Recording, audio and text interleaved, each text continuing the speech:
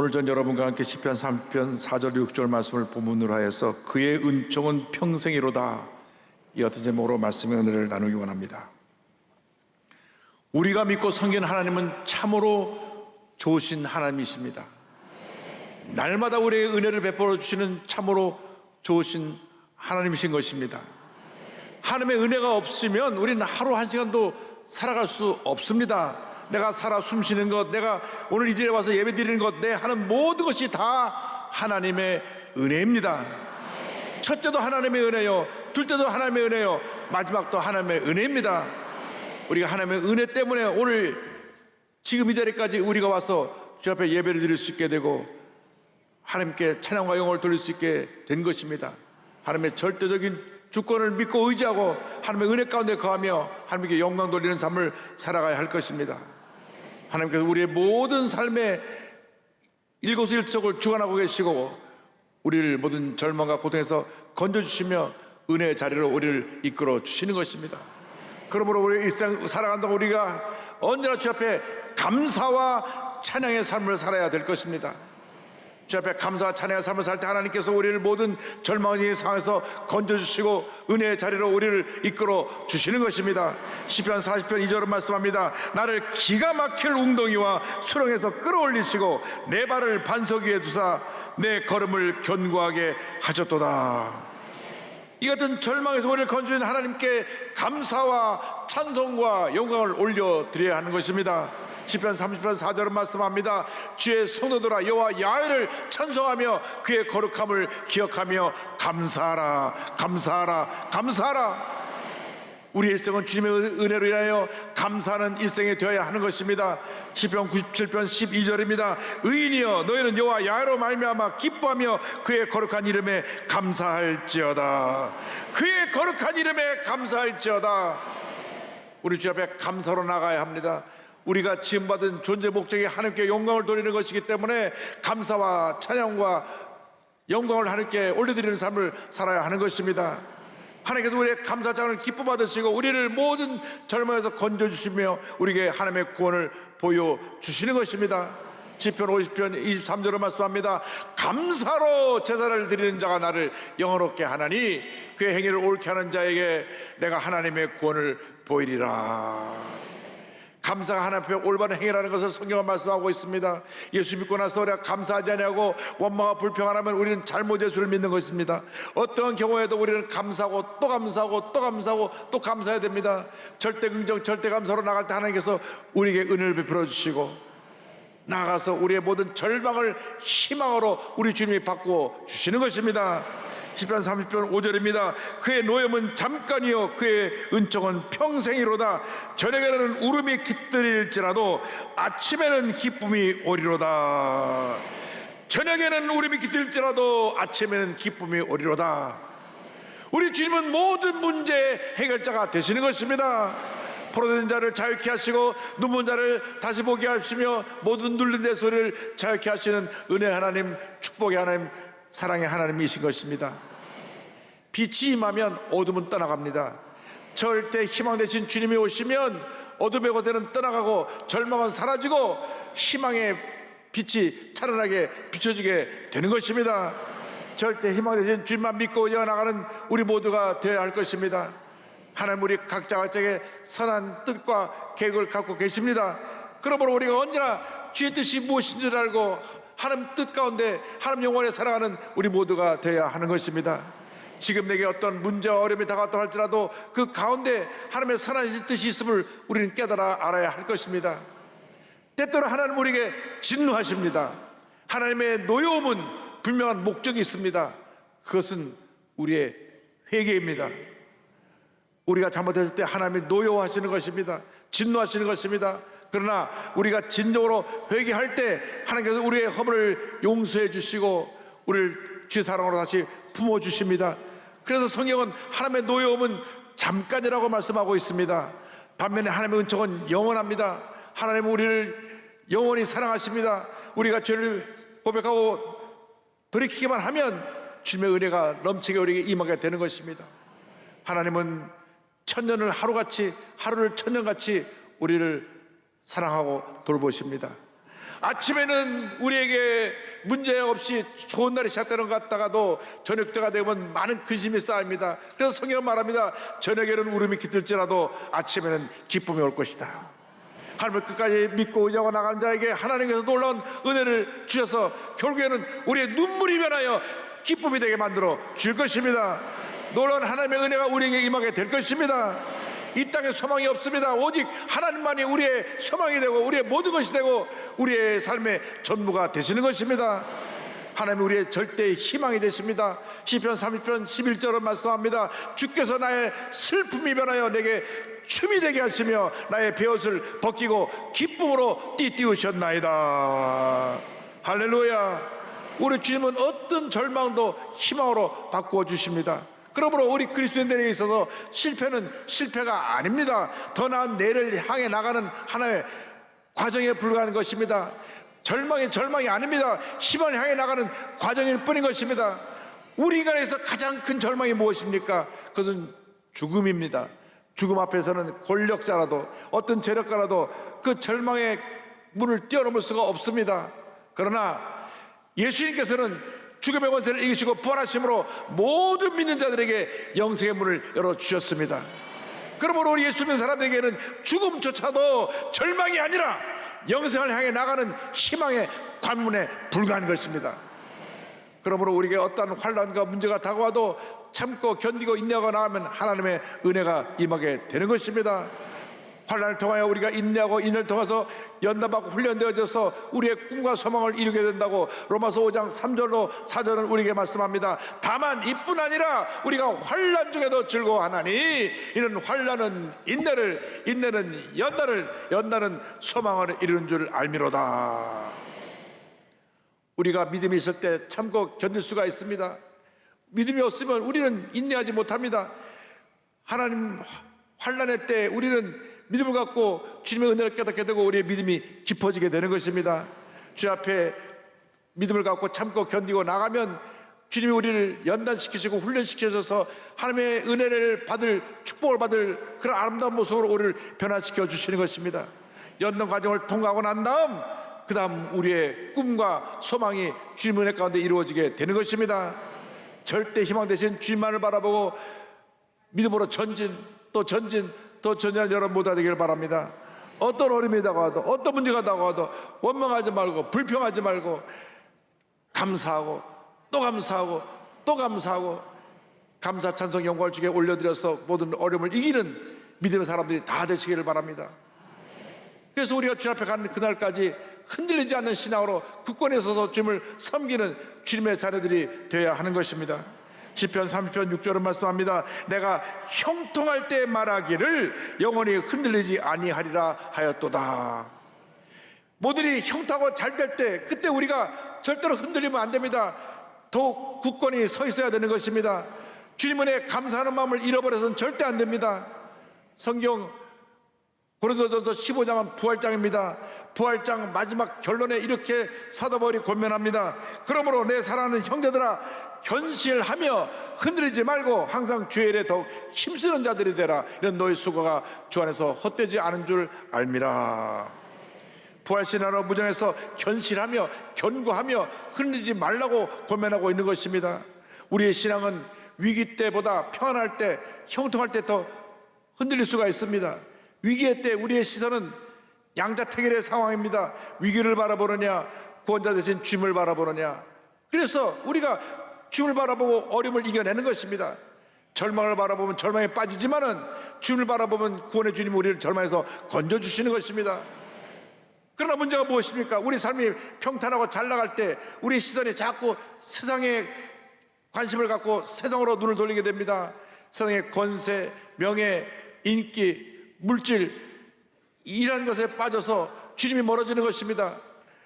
하나님께서 많은 축복을 주셨는데 축복을 주신 하나님을 바라보지 않고 축복만을 바라보고 그것을 붙들고 나가려고 하는 사람이 많이 있습니다. 착각은 커트라인이 없다고. 사람들이 잘 될 때 착각을 합니다. 내가 잘나서 잘 되는 줄 압니다. 사업을 잘하면 내 역시 사업을 잘하는 경영수단이 뛰어난다고 생각합니다. 하나님의 은혜로 된 것인데도 불구하고 잘 되면 자기가 내가 하는 이러한 잘못된 모습이 있습니다. 그러나 하나님께서 우리에게 고개를 돌려버리시면 아무리 견고하게 쌓아놨던 성과 같은 것이라도 할지라도, 산처럼 높이 쌓아놨다고 할지라도 하루아침에 와르르 무너지는 것입니다. 시편 30편 7절은 경고합니다. 여호와 야하여 주의 은혜로 나를 산같이 굳게 세우셨더니 주의 얼굴을 가리심에 내가 근심하였나이다. 주님이 고개를 돌려버리시면 우리가 쌓아놨던 모든 것은 하루아침에 와르르 무너지는 것입니다. 하나님의 절대 주권을 의지하고, 첫째도 하나님의 은혜, 둘째도 하나님의 은혜, 마지막도 하나님의 은혜, 하나님의 은혜를 붙들고 나가는 우리 모두가 되기를 주님으로 축원합니다. 지금 내가 여기서 예수님을 잘 믿는 것이 중요하지, 우리가 과거의 어떤 우리의 일에 영화에 빠져 있어서 내가 이렇게 과거에도 잘 되고 지금도 그것을 누린다고 생각하는 그런 생각에, 착각에 빠져 있으면 안 됩니다. 주님은 바로 지금의 우리의 모습을 보고 계신 것입니다. 잘 될 때, 무엇인지 형통하게 될 때 겸손해야 됩니다. 절대로 주님의 얼굴을 돌리지 않게끔 늘 겸손하게 엎드려서 주님을 섬기는 주님의 자녀가 되어야 하는 것입니다. 고린도전서 10장 12절은 말씀합니다. 그런즉 선조로 생각하는 자는 넘어질까 조심하라. 잘 될 때 주의해야 되는 것입니다. 절대로 교만하면 안 됩니다. 겸손해야 됩니다. 주님만 높이고 주님만 섬기고 주님만 전하고 주님만 닮아가는 삶을 살아야 할 것입니다. 제가 미국 워싱턴에서 목회할 때 토요일이 되면 제 어머님이 꼭 아침 한 9시쯤 교회 사무실로 전화를 하십니다. 전화 받으면 늘 하신 말씀이 있습니다. 이 목사, 목회는 하나님이 하시는 것이다. 늘 겸손해야 된다. 절대 교만하면 안 된다. 엎드려 기도하고 또 기도하고 또 기도해라. 그 말씀을 제가 듣고 또 들었습니다. 매주 토요일 되면 어김없이 9시에 전화가 딱 옵니다. 어머니한테 전화하시거나 받으면 똑같은 얘기입니다. 이 목사, 목회는 하나님이 하시는 것이다. 늘 겸손해야 된다. 교만은 너도 모르게 싹 스며 올라와서 너를 점령할 수가 있기 때문에 늘 겸손하고 기도 많이 해야 된다. 기도 많이 해라. 다음 주 똑같은 또 전화 옵니다.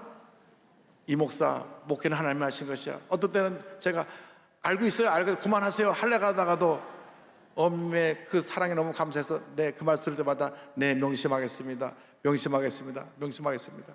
지금도 어머니 하신 말씀이 귀에 쟁쟁합니다. 목회는 하나님이 하신 것이다. 늘 겸손해야 된다. 교만은 너도 모르게 밑에서 숨이 올라오기 때문에 늘 기도하고 영적으로 깨어있어라. 여러분, 잘 될 때 조심하시기 바랍니다. 박수 받을 때 조심하시기 바랍니다. 모든 것이 하나님의 은혜로 된 것입니다. 나는 아무것도 아닙니다. 주님이 나의 전부가 되십니다. 늘 믿음에 굳게 서서 감사함을 넘치게 하는 삶을 살아가는 우리 모두가 되어야 할 것입니다. 골로새서 2장 6절 7절은 말씀합니다. 그러므로 너희가 그리스도 예수를 주로 받았으니 그 안에서 행하되 그 안에 뿌리를 박으며 세움을 받아 교훈을 받은 대로 믿음에 굳게 서서 감사함을 넘치게 하라. 우리는 주님의 은혜에 기대어 사는 존재들입니다. 주님만 의지합니다. 주님만 의지하며 할 때 주님께서 우리의 피난처가 되시고 반석이 되셔서 우리를 하나님의 축복의 자리로, 은혜의 자리로 이끌어 주시는 것입니다. 우리가 세상의 물질에 기대하면 안 됩니다. 물질은 있다가도 없고 없다가도 생기는 것인데 물질을 기대했다가 우리는 낭패를 당합니다. 사람을 믿고 의지하고 기대해서는 안 됩니다. 10길 물속을 알아도 한 길 마음, 사람의 마음 모른다고 믿었던 사람이 배신하고 뒤에서 비판하고 뒤에서 나를 상처 입히는 경우가 너무나 많이 일어나고 있는 우리 현실을 봅니다. 사람을 의지해서도 안 되고 물질을 의지해서도 안 되고 권세를 의지해서도 안 되고 하나님만 의지하는 여러분 되시기를 주님의 이름으로 축원합니다. 하나님을 의지하면 하나님이 우리의 일생을 책임져 주시는 것입니다. 기독교 집안에 모태신앙으로 태어나서 방황하다가 주님께 돌아와 주님께 붙잡혀 살고 있는 이 만화 작가, 웹툰 작가 최철규 집사님을 소개하기 원합니다. 독실한 믿음의 가정에서 모태교인으로 태어납니다. 어머니는 폐결핵 사기라는 중병에도 새벽마다 예배를 드리며 자녀들 머리에 손을 얹고 기도합니다. 하나님, 나중에 이 아이가 하나님께 영광 돌리는 사람이 되게 해주세요. 매일같이 기도하고 또 기도했습니다. 그런데 본인은 정작 교회 나가는 것이 너무 싫었습니다. 자기가 은하철도 999 미래소년 코너 같은 재미있는 만화를 보고 싶은데 교회 가느라고 못 보게 하니까 전 뭔지 잘 모르겠는데 하여간 애들이 좋아하는 만화도 못 보게 교회 가게 하니까 교회는 따라가지만 하나님을 만난 경험이 없습니다. 진정으로 거듭난 크리스찬이 아니라 교회만 왔다 갔다 하는 형식적인 크리스찬이었습니다. 근데 그가 좋아하는 것이 그림 그리는 것입니다. 그림 그리는 재주가 있어서 그가 가정형편이 넉넉지 않자 내가 그림을 그려서 돈을 벌어야 되겠다 해서 나간 것이 바로 성인 만화입니다. 이 성인 만화는 내용이 아주 지저분합니다. 그는 포르노와 음란물에 빠져서 그림을 그리고 또 그림 그렸습니다. 하루에 담배를 2갑씩 피우고 술은 정신을 잃을 때까지 마시며 술을 마셨습니다. 그래서 그렇게 크리스찬 가정에 태어난 그가 술에 취해서 폭력적이고 방탕한 삶을 살며 도저히 크리스찬이라고 볼 수 없는 그러한 방탕한 삶을 살았습니다. 근데 하나님이 하나님의 택한 자녀를 그냥 내버려 두지 않습니다.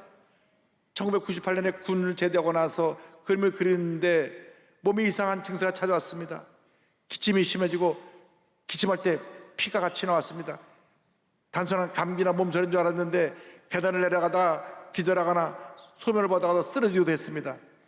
병원에 갔더니 폐에 구멍이 생겨갖고 공기를 가득 차 있어서 응급수술이 필요하다는 진단을 받았습니다.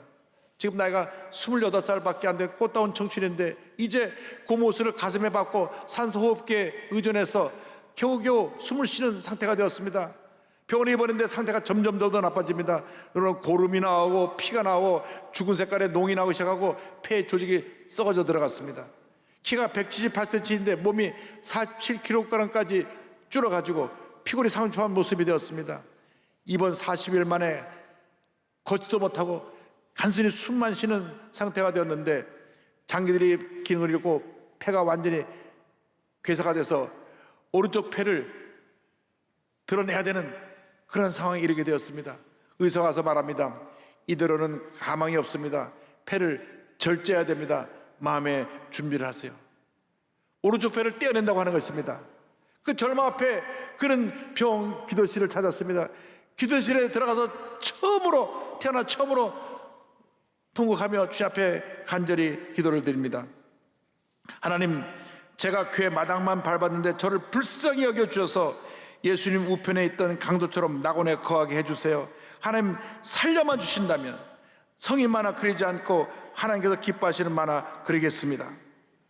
본인이 하나님께서 귀한 달란트를 주셨는데 그것을 잘못 사용해서 하나님의 징계 채찍을 맞다는 걸 깨닫게 돼서 그런 눈물로 회개하고 또 회개하고 또 회개했습니다.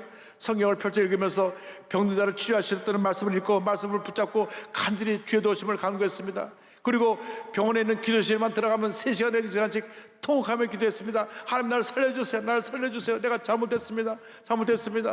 내가 하나님 뜻을 살지 아니하고 술, 담배하고 그냥 방탕해서 음란한 만화나 그리고 저를 살려주세요.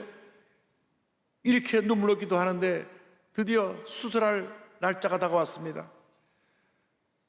수술할 날짜에 이제 수술실로 내려가는데 수술하기 전에 현 상태가 어떤가 하고 엑스레이를 찍어서 엑스레이 사진을 갖고 의사가 들어왔습니다. 엑스레이 사진이 이러고 의사가 들여다보더니만 기침을 한번 해보세요. 그래서 기침하는데 옛날처럼 심장에 통증이 느껴지지 않았습니다. 그리고 숨 쉬는 것도 좀 편해졌습니다. 또 연결된 산소통에서도 더 이상 기파가 올라오지 않았습니다. 그러더니 이 의사가 엑스레이 사진하고 자기를 쳐다보더니만 놀라운 모습으로 그냥 활짝 웃으면서 이렇게 말했습니다. 기적입니다. 폐가 완전히 정상으로 돌아왔습니다. 의사생활 일에 이러한 경우는 처음입니다. 이것은 분명히 하나님이 하셨다고 말할 수밖에 없습니다.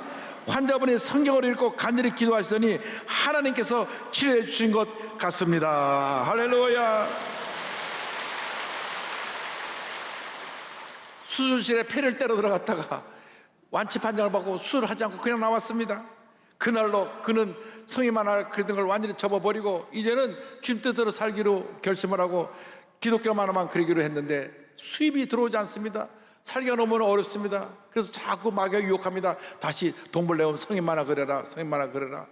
단호히 끊어내고 그는 작은 나의 고백이라고 하는 간증 만화를 냈는데, 이 간증 만화가 CTS 만화 공모전에서 대상을 받으면서 사람들에게 큰 감동을 주었습니다. 그 후에 철로역정을 비롯한 복음중심의 말씀 만화를 열심히 그리고 그의 그림으로 전도지 또 교회 자료들을 많이 만들어서 귀하게 사용하고 있습니다.